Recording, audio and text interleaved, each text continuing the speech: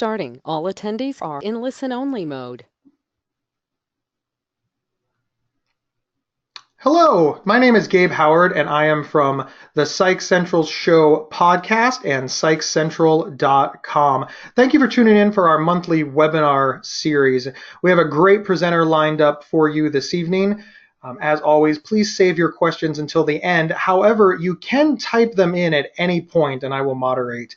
Some housekeeping items: we cannot see or hear you, so if you are so inclined, you may certainly vacuum. You don't have to raise your hand to go to the restroom, as we won't know. And without further ado, I invite our presenter to introduce himself and help us lead people to accept the facts. Thank you so much.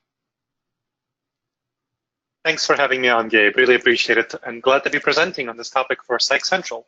My name is Gleb Sipursky, and I am the co-founder and president of Intentional Insights at intentionalinsights.org. This is the nonprofit devoted to promoting rational thinking and wise decision-making in all life areas.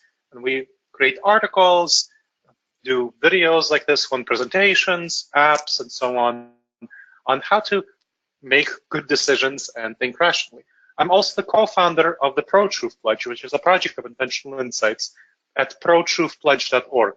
And the goal of that project is to fight fake news and political deception by getting all people to commit to behaviors that research and behavioral science shows are oriented toward the facts. I'm also a tenure-track professor at The Ohio State University in the Decision Sciences Collaborative in the History Department. And I'm the author of the Amazon bestseller, The Truth Seeker's Handbook, a science-based guide, which I'll talk a little bit more throughout during this presentation. And leading people to accept the facts is actually, there's an important part of the book, and the strategies that I will talk about are described in the book in much more depth. And so we'll get to that. But let's talk a little bit about the presentation, leading people to accept the facts. How do you do that? How do you get people to accept facts that are uncomfortable for them? So that's going to be the topic of this presentation. And I had a really popular article on this in the conversation, which was picked up on a number of other places like Salon and Government Executive and Quartz, which is one of the reasons, I'm doing this presentation for Psych Central. So let's get into it without further ado.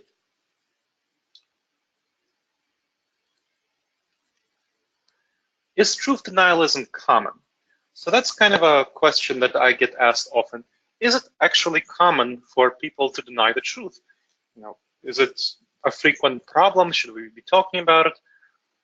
So unfortunately, it is pretty common. It's really, we often dissociate it with politics. So truth denialism is frequently a thing we think about in politics. Oh yes, politics is an area where people deny the truth and the facts all the time. You have the red side and the blue side, the fighting each other, the GOP and the Democrats fighting each other all the time and not accepting the facts.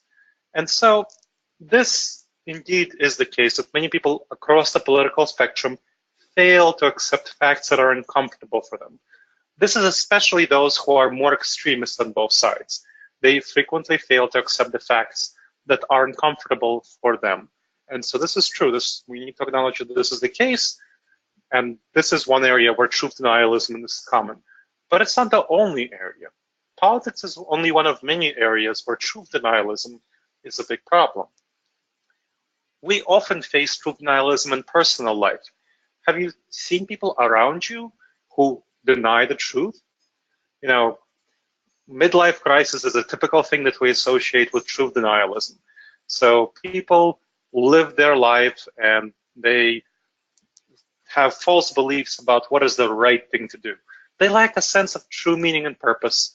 And then that's when they start to have what we term a midlife crisis, when they change their life around, they get a motorcycle, they start riding around.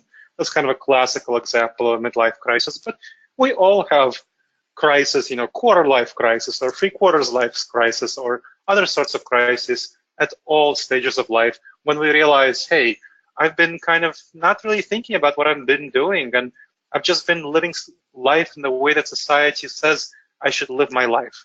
And that comes from insufficient self-awareness. we don't sufficiently know what is really important to us. And so that results in these sorts of life crises. When we wake up one day and see we've been doing the wrong thing for a very long time, lacking a sense of true meaning and purpose. We feel that what we're doing is meaningless, that what we're doing is not really something that we should be doing, it's the wrong thing.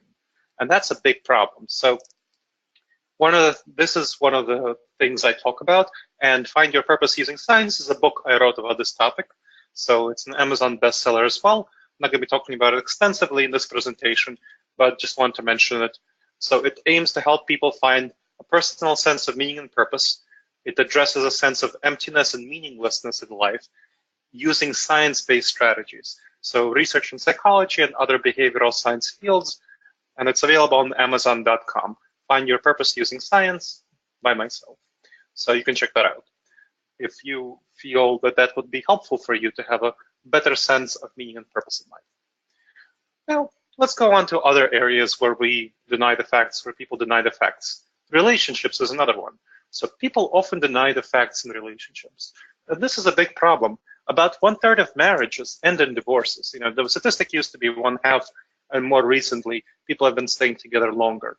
But still, 1/3 of marriages, when you're supposed to be together forever, that's really not good. And the problem comes in part because of failing to recognize reality.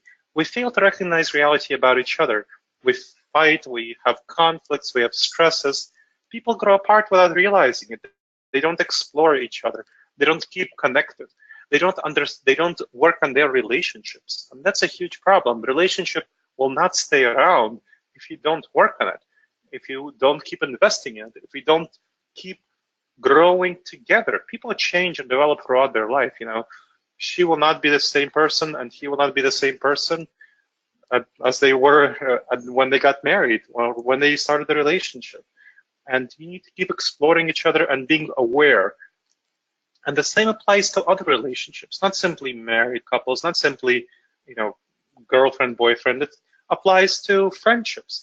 People grow apart in friendships for the same reasons, that they are not the same people.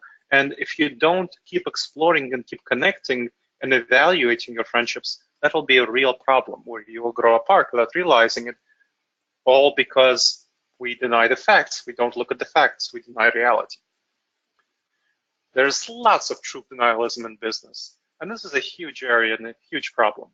So people deny the facts all the time, and this comes at the very highest levels of business. There's a 4-year study by leadershipiq.com.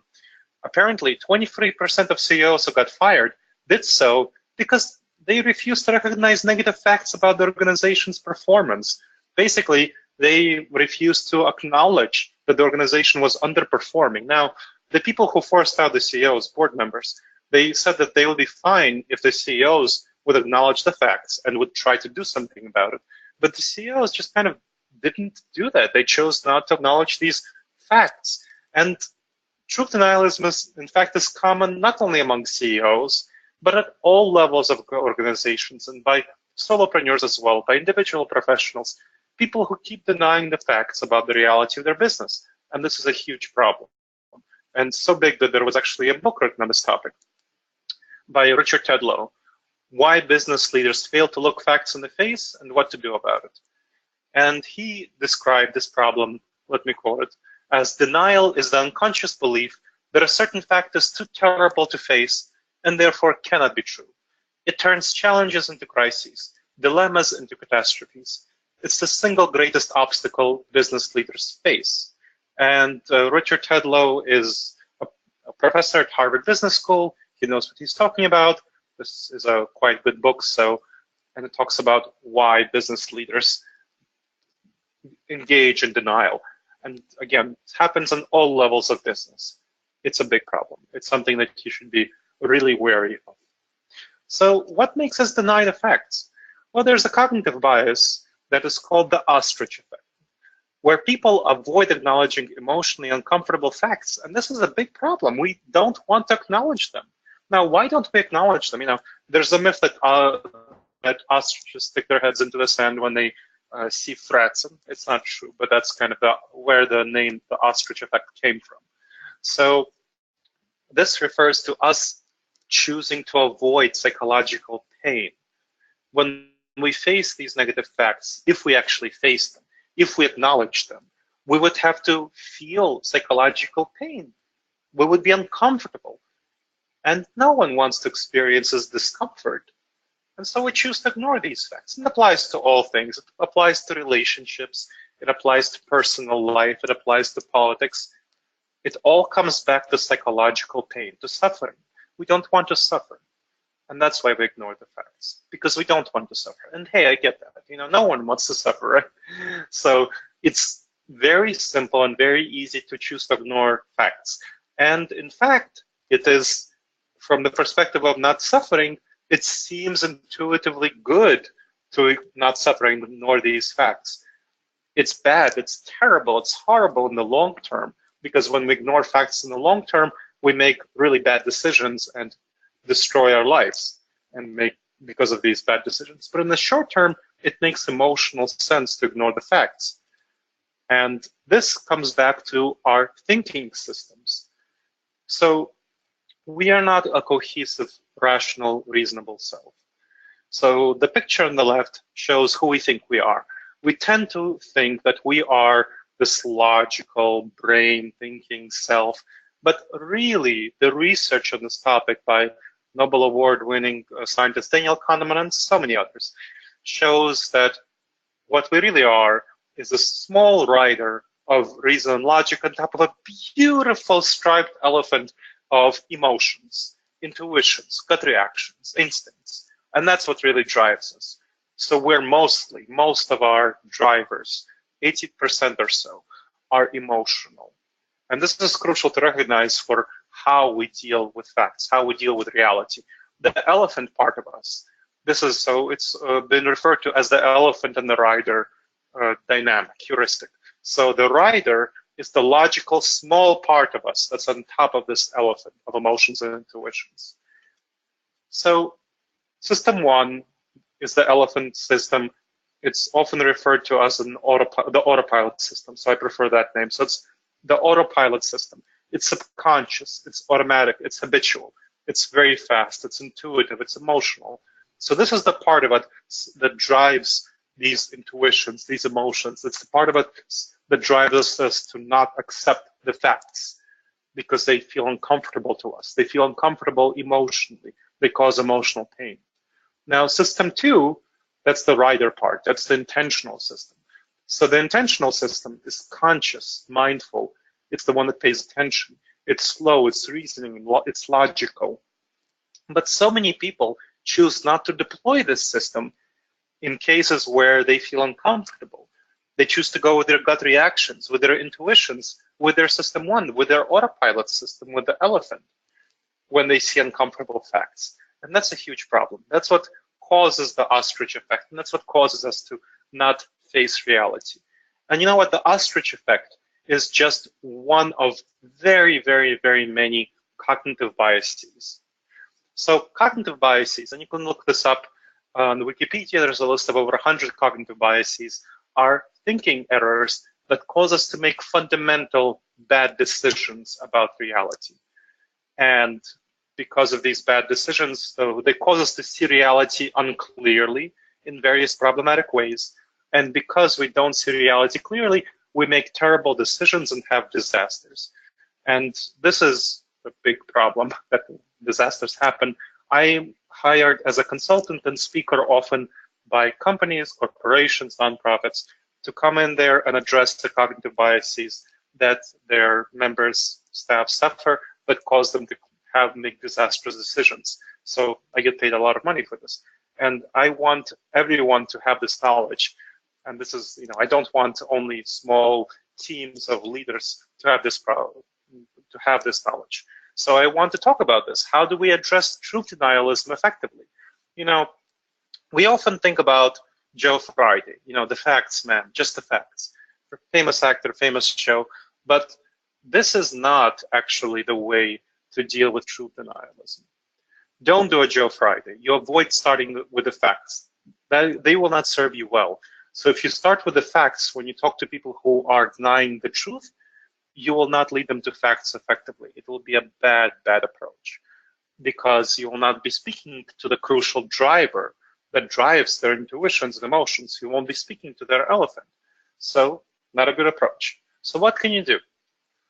So before we talk about what you can do, let's talk a little bit about the other problems, the other cognitive biases that cause this situation.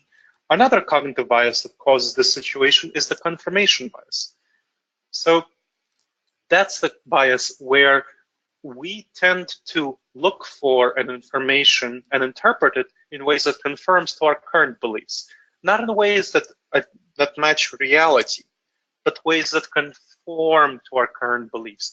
So, if you've ever heard the phrase echo chamber that the social media has created, we tend not to look for people with diverse viewpoints. We tend to look for people who are part of our tribe, who match our intuitions, who match our gut reactions. That's why social media becomes an echo chamber of people having friend relationships on social media and connections only to other people who share their perspectives. The same thing happens in the job. So it's not only in social media and politics, it happens in the workplace. We find our own group, our own clique in the job that matches our intuitions about how we should act within the workplace and what kind of policies we should follow. And that's why you often get politics in the workplace, where groups are fighting with each other instead of orienting to collaborate together to figure out what's best for the company itself. So that's a big problem, the confirmation bias. Now, another big problem is the backfire effect. That's the problem where we tend to prefer reassuring lies over inconvenient truths, and where we not simply reject facts that contradict established beliefs, but also hold stronger to reassuring lies. What does that mean? Well, apparently what the research tends to show is that in some cases, when you're trying to correct somebody's misconceptions, if you don't go about it in an appropriate way, they can sometimes not simply not be corrected, but they can actually hold more strongly to their wrong beliefs because their elephant, their autopilot system feels threatened. And what actually feels threatened is their sense of self-worth and identity, their sense of group belonging. And so in the job place, you might threaten their tribe, the clique at work that they identify with, and therefore they won't accept the facts. Or you might threaten their status position in the workplace. So your point may be right, may be logical, may be totally correct, but if they feel their social status be threatened in the workplace, they may well not accept it. And the same thing happens in politics and relationships and so on. So what can we do? That's the big problem. What can we do? So I talk about this in my book, A Truth Seeker's Handbook, a Science-Based Guide. So it's an Amazon bestseller in its category. It focuses on helping people avoid these thinking errors, cognitive biases, which I talked about. So it describes these cognitive biases and gives engaging everyday strategies for how you can avoid these cognitive biases and how you can help others avoid these cognitive biases. Focuses on all life areas. We talked about business, relationships, politics, private life, charity, many life areas. That's what the book is about. How do you avoid these cognitive biases, and how do you help other people avoid them? And it's available on Amazon.com. It's a bestseller, so you can check it out. But here's a strategy that comes from this book that I wanted to share. EGRIP. So this is a strategy that you can use to effectively communicate to people who aren't accepting the facts, to lead them to accept the facts. So EGRIP is an acronym, as you can see, combined of 5 things: emotions, goals, rapport, information, and positive reinforcement. Again, that's emotions, goals, rapport, information, and positive reinforcement. Now, that's the strategy. How does it work in practice? Start with emotions. Emotions, the autopilot system, is what is the block. If you see people not accepting clear facts, you need to recognize and understand that it's their emotions, it's their autopilot system that's causing them to not accept the facts. They feel some kind of psychological pain around not accepting the facts, and it's something you have to empathize with. You can't just wish it away. You have to understand that these people are feeling pain, and they're feeling pain if you present them with these facts. Well, how are they going to accept these facts if they feel pain around them? Now, some people who have skills around critical and rational thinking, they have training that enables them to go through this pain. But most people don't have this training in rational critical thinking. In the job place, in politics, in personal life, in relationships, they don't have this training. So you shouldn't assume that other people will have this training. What you need to do is deploy the skill of empathy. And empathy refers to understanding other people's emotions. It's part of a broader set of skills in the category of emotional intelligence and social intelligence, which is one of the areas I talk about and consult on. Emotional intelligence has to do with self-awareness and self-management, being aware of your emotions and then being able to manage your emotions to achieve your goals. Social intelligence deals with being aware of other people's emotions and then managing their emotions, influencing their emotions more likely to achieve your goals, the goals you want to achieve. So empathy is a part of that. It's more part of social intelligence, where you understand other people's emotions to see where their emotional blocks are coming from. So that's the emotions part. Then let's go on to the goals part. So what you want to do is establish shared goals for yourself. Establish shared goals for yourself and the other person. What is a goal set that you can both share? What can you identify with that person? You want to get on the same side. So again, remember, you want to be an ally to their autopilot system. You want to be an ally to their emotions. You want to help them feel that you care about them, that you care about the same things, and that you're part of the same tribe, of the same group of people, that you want to work together on problems. So place yourself on the same side with a shared sense of goals, and then go on to build rapport. So that's the next part, rapport. Rapport is about building trust. So again, we got through E, emotions, G, goals, now R, the R part of EGRIP. And trust is going to be fundamentally important for people to accept uncomfortable facts, because that way, when you build trust, you help them feel good about you.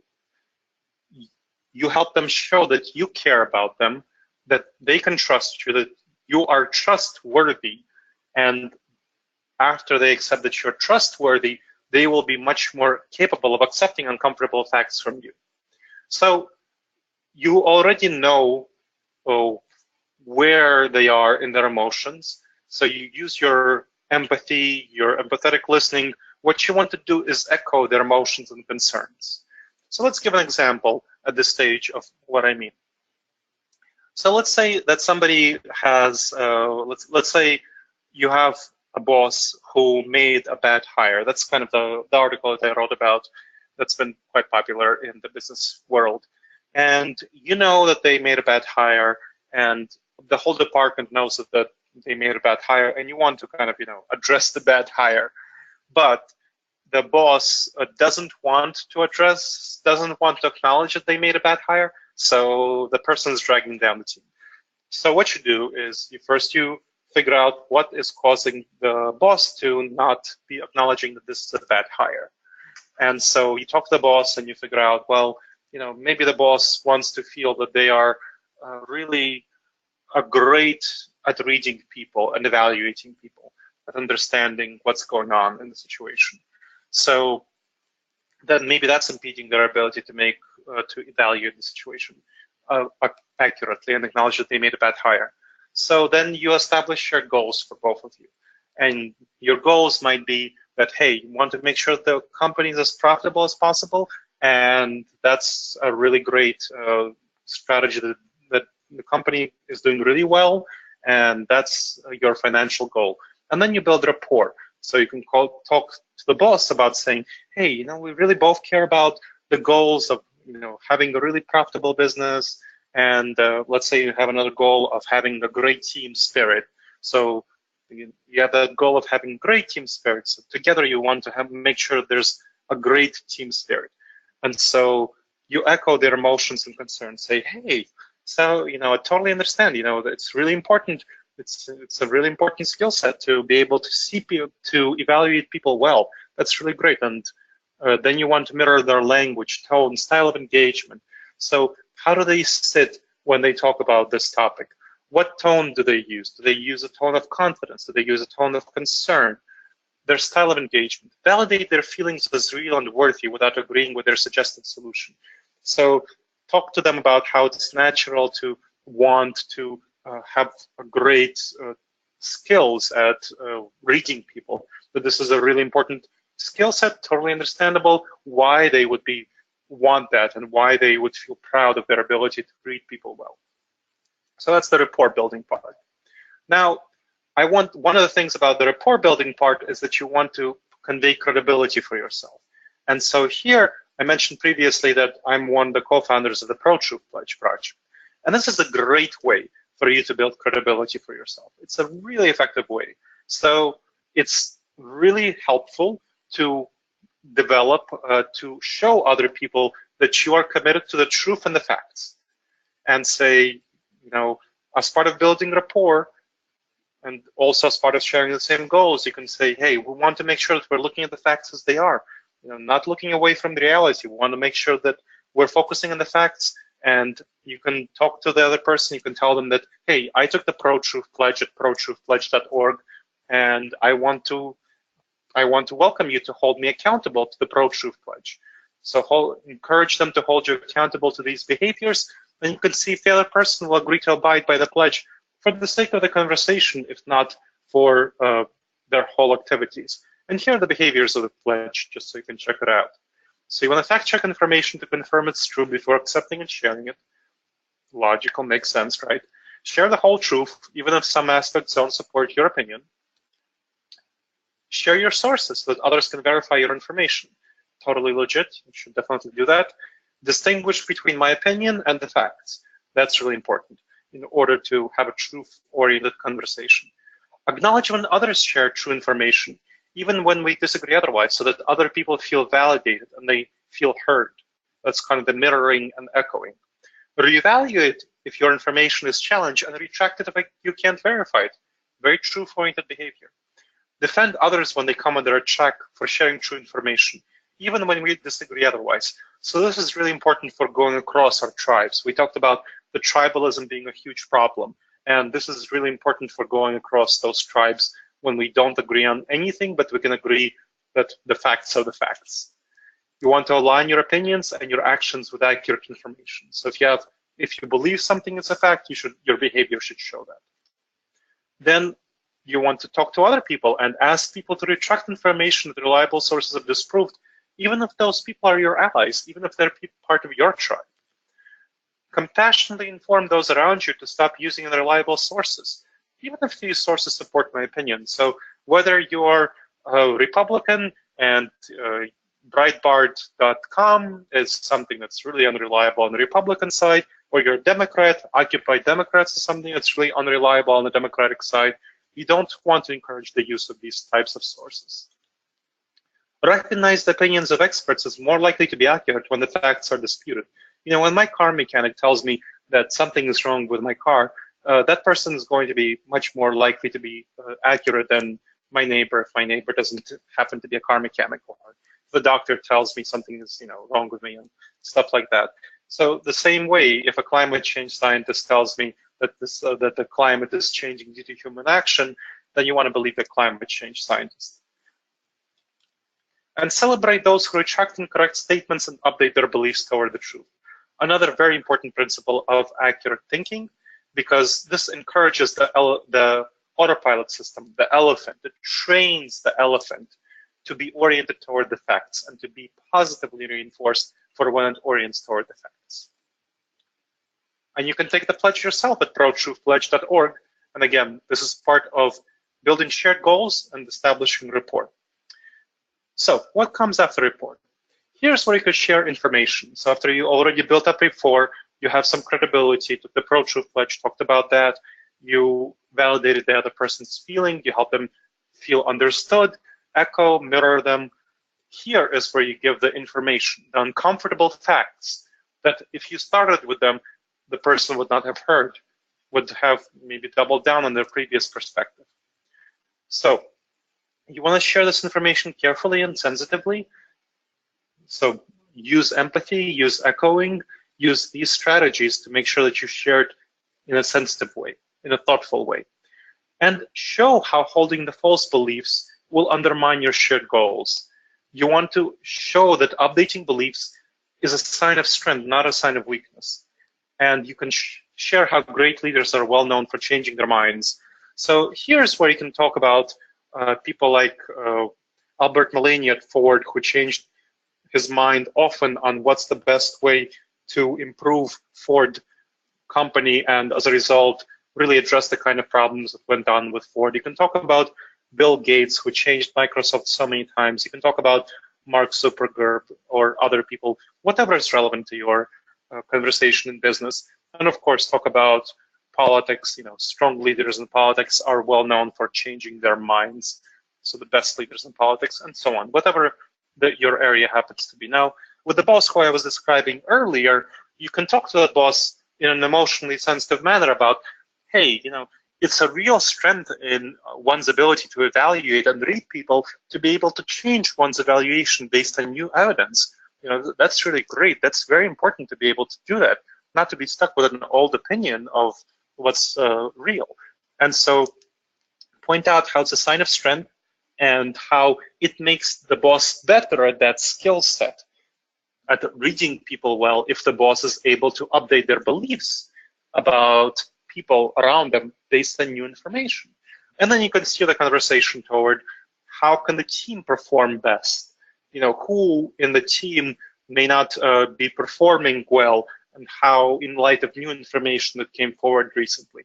And you can steer the conversation toward the underperforming employee. In fact, this is one of the strategies that I used when I was doing some consulting to help manager in department recognize that one of her employees who she hired was just not performing very well and dragging down the whole team. And after that, after this sort of conversation, she acknowledged that this was a problem, and we made up a plan for the employee to improve or be let go. And at this stage, that's where you provide the positive reinforcement. So this, you want to reward desired behavior change, and positive reinforcement is a great strategy to do that. You can use verbal and nonverbal rewards. So verbal, you can acknowledge that it takes a lot of power, will, strength, and is a sign of great capacity to change one's mind. One danger is sounding condescending or patronizing in this area, so you want to avoid that. Really try not to sound condescending, try not to sound patronizing, but you want to steer them toward seeing that changing their minds is very good for truthfulness, very good for their goals, very good for your shared goals. So your aspiration in this positive reinforcement stage is to associate positive emotions for them with changing their minds. And this is great if you can do that, because you will not have to have this conversation 5,000 times with the same person. If the more you can develop their sense of identity and self-worth to be aligned with truthfulness. So for that boss, I talked about how it's very valuable to have that for the ability to evaluate people well, to change their mind, to change your mind based on new information. That's a real strength, that's a real skill, and takes a lot of strength. And this is something that we talked about, her developing the ability to practice. And so this was a professional development plan for herself that she took on, being able to improve her ability and practicing her ability of evaluating people, changing her previous evaluations based on new information. So this is an example of how you would use it in politics, in business. You can use it in politics, relationships, and so on.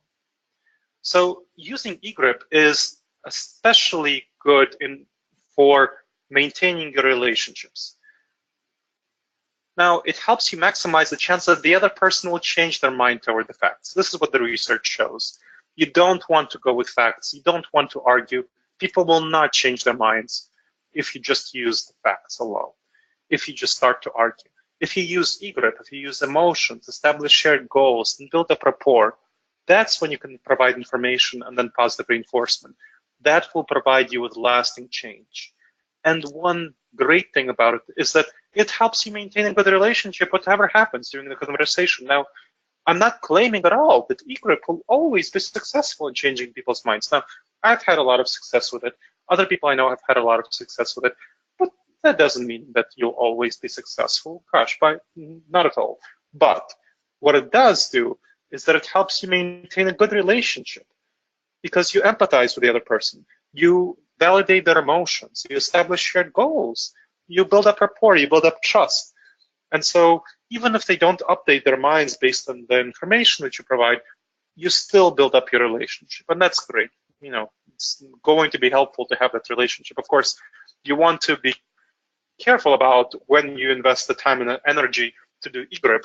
It takes a lot of time, a lot of energy, of course, but when you choose to invest it, if it's your boss, if it's someone you care about, if it's a friend, you know, this is the time to use EGRIP, and it's going to be much more effective than just leading with the facts. So I want to remind you that EGRIP is one of many truth-seeking strategies, and there are many more available in my book, The Truth Seeker's Handbook, a science-based guide, which is available on Amazon.com. It's a bestseller, so you can check it out right there. You can email me with any questions at gleb@intentionalinsights.org. If you have any questions that aren't answered in the chat, that we will start to get to in just a bit, so you can email me with questions there. You can check out Intentional Insights, the nonprofit where I serve as the volunteer president at intentionalinsights.org. I'm passionate about this cause. I donate my time to it. I donate 10% of all of my income to it, to intentionalinsights.org, because I see people making bad decisions because of false beliefs as the biggest problem that we can address in our society. It's huge. It's really important.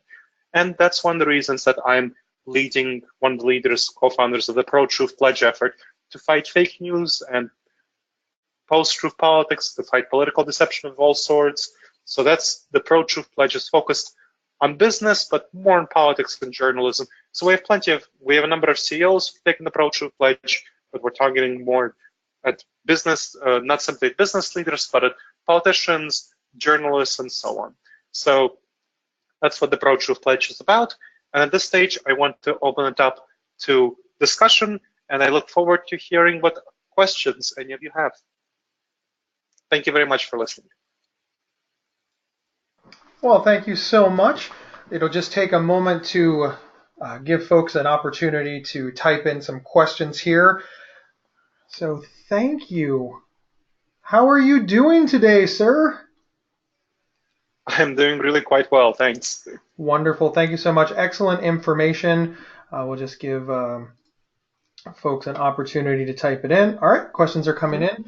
The first question is, how do you deal with people who believe that they are experts because they did a Google search or something of the like?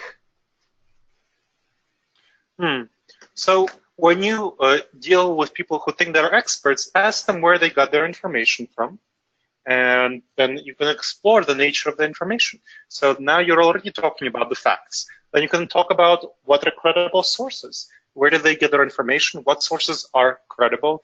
You can talk about reliable websites. So a website that I like to direct people to is mediabiasfactcheck.com. So that's a website that does not simply fact checking, which is really good. And that's, you know, there are other good fact checking websites out there, like factcheck.org, which is part of the University of Pennsylvania. But Media Bias Fact Check also evaluates the bias of any media sources. So that's a very valuable thing to talk about if you're talking about a politically involved issue. So then you can look at what is the reporting like on sites from the right, what's the reporting like from sites on the left, what's the reporting like from sites in the center, and then you can actually have a conversation about the facts. I think that's actually quite good progress when you can look at the facts and have conversations about that.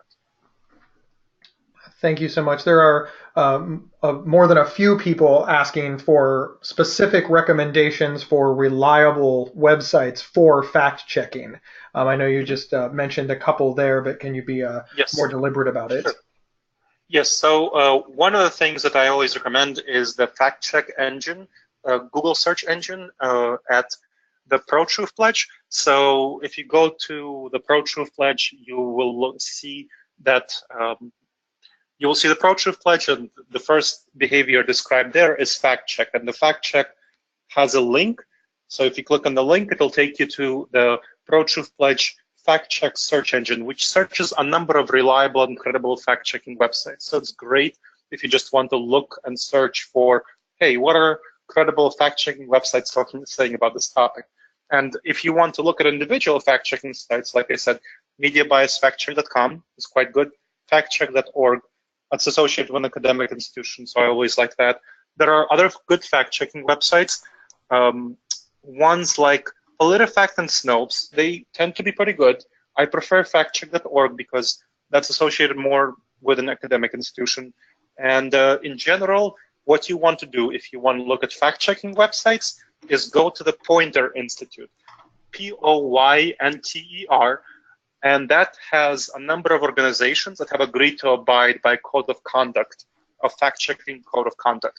So if you look at those organizations, you will at least look at the organizations that have committed to a certain code of conduct. And so that's better than finding a random organization that's out there. Wonderful, thank you so much. The next question is pretty interesting, actually. It says, how can your EGRIP approach, or the approach of getting people to recognize facts versus their emotional feelings, be used in psychotherapy? So this is an excellent question, and I have a number of psychologists who talk about this topic. So in psychotherapy, it's often validating the other person's emotions. So psychologists can approach it this way, with validating the other person's emotions, helping them feel validated. I'm not saying their emotions are wrong or bad. So one of the things in psychotherapy is kind of exploring people's beliefs. What are the people's beliefs that cause their emotions? So if you say that somebody's emotions are wrong, they will feel defensive and resentful, and they will shut down. Or sometimes they'll feel aggressive and attack you, and you don't want that either. So if you validate their emotions, say, your emotions are understandable, rather than saying, your emotions are pointing at what's real. There's a difference between those two things. And when you say that your emotions are understandable, so then your emotions are understandable, then you go on to talking about your shared goals. And that's where in psychotherapy you would talk about what goals do you want to achieve. Most likely you'll want to achieve the goals of having emotions that are in accordance with reality. So that's a very appropriate topic to discuss in psychotherapy. What kind of beliefs do you have? Are your beliefs in accordance with your reality? Are your emotions well calibrated to fit the reality? Or are they out of whack? I go to therapy myself, and it's I suffer from a social anxiety disorder and other forms of anxiety challenges, and it really helps me to talk through things, to recognize when my own beliefs are out of whack with reality.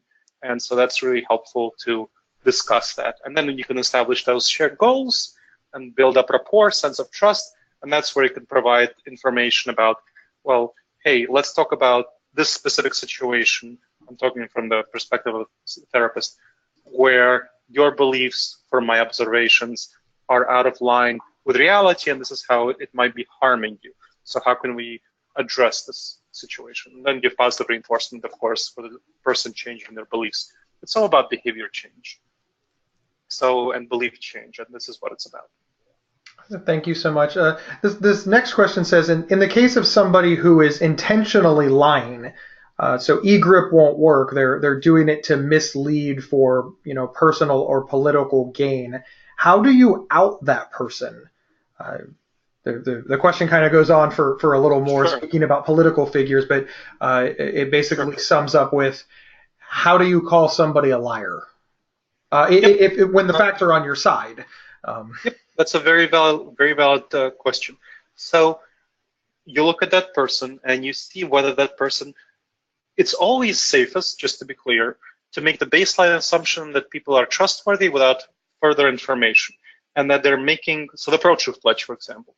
The pro-truth pledge, since it's a question about politics, the pro-truth pledge makes the assumption that if somebody, so political figures who take the pro-truth pledge, or any public figures, are held accountable for a process of fact-checking by private citizens, which is why we need as many private citizens to take the pro-truth pledge as possible in order to help provide incentives for political figures to take it and then fact-check them.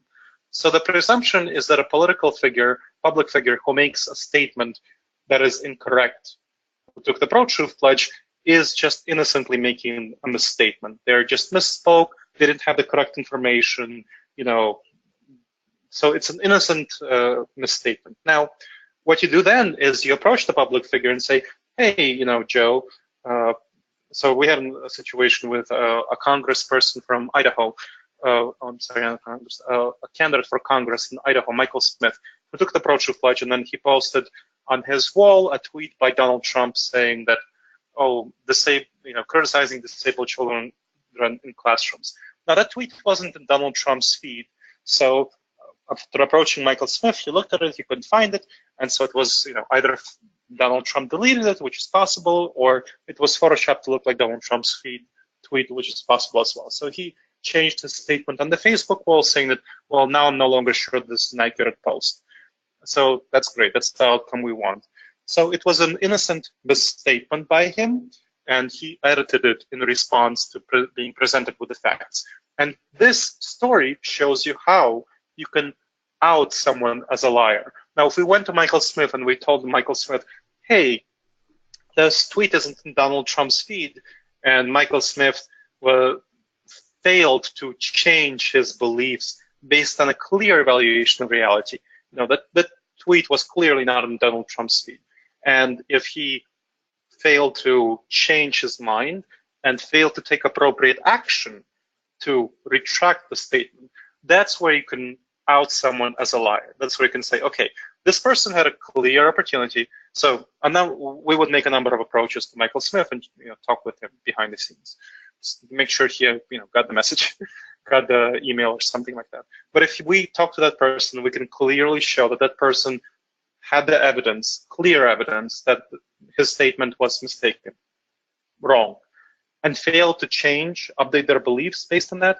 That's when you can clearly and reasonably say this person's lying, deliberately trying to mislead. Again, a lie is a deliberate effort to mislead. So it's a question of intentions. A false statement is always a false statement. A lie is a deliberate intention to mislead. And you can recognize a lie by a person not changing their mind or behavior based on information, based on being given appropriate facts. So I would tell the person that if you make sure if you can demonstrate that that person had absolutely the information they needed to not lie, and they didn't retract their statements, they didn't change their statements, that's a deliberate, intentional effort to mislead.